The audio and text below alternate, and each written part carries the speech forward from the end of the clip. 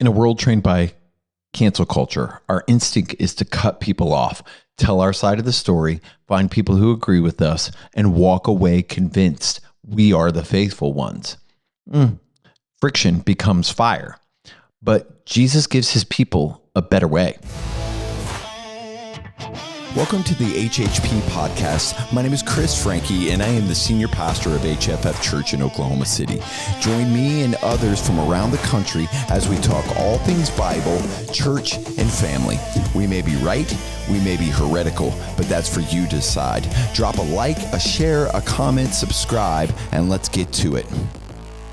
Is your desire to be right actually destroying your covenant community?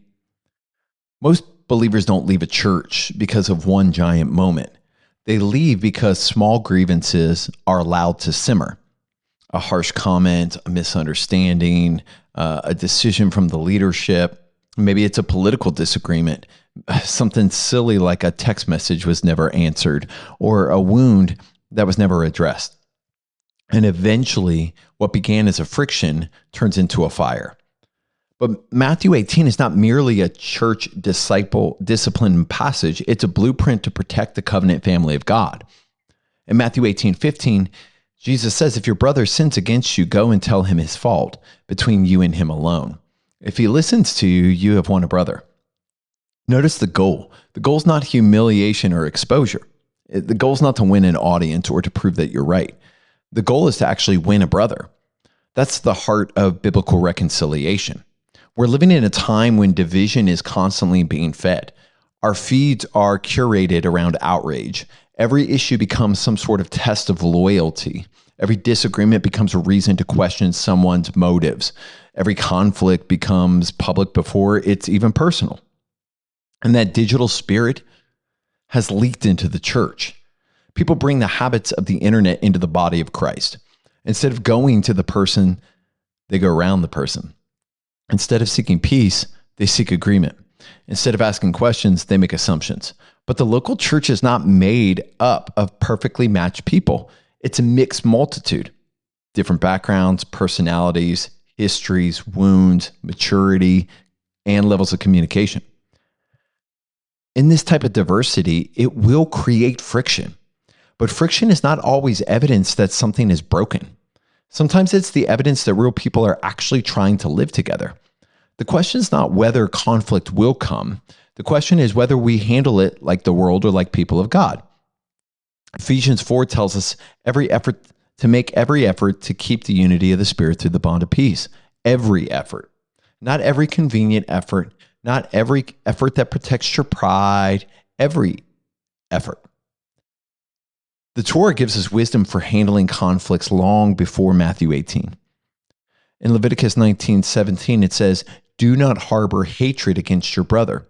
Rebuke your neighbor directly, and you will not incur guilt because of him.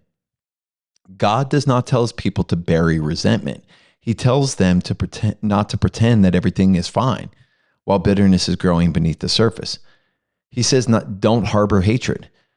You need to address it honestly and go directly to them. But in the very next verse, it says, do not take revenge or bear a grudge against members of your community, but love your neighbors as yourself. That's the balance.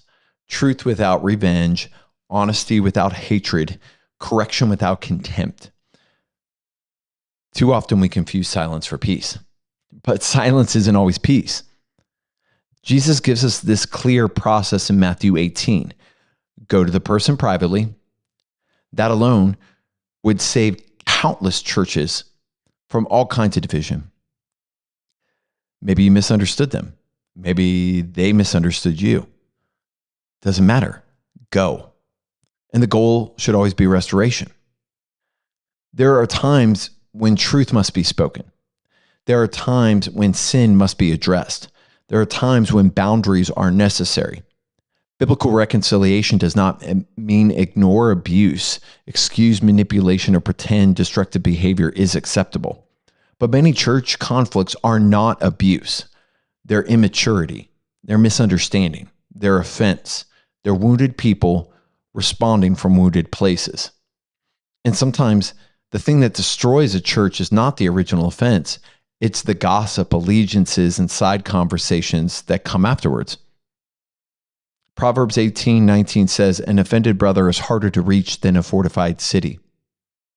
The gospel tears down walls while offense will build up walls. The church is not a place where everyone gets their way. It is a people learning how to die to themselves together. Ask yourself, am I seeking restoration or am I seeking validation? Do I want peace or do I want people to agree with me? Have I given them the same mercy that I expect from others? Because the world would say, cut them off. Jesus says, go to your brother. The world would say, you need to protect your image. Jesus says, pursue peace. The world would say, make them pay. Jesus says, win a brother. We do not protect the unity of the church by avoiding conflict. We protect it by handling conflict in the way of Jesus, because the body of Christ is too scared to sacrifice on the altars of our pride. So before friction becomes fire, go. Go in humility, go in truth, go in love, and fight not to be right. Fight to preserve the unity Jesus died to create. If this podcast has blessed you, please consider supporting by visiting our website and making a donation. For more resources, blogs, podcasts, please visit us at HFF.church. Looking for a church home? Join us for Saturday Church in OKC every Saturday morning, starting at 10:30. If you got questions, if you got doubts, if your faith survived the fire and you're still working it out, pull up a chair, don't panic, don't quit, you're listening to the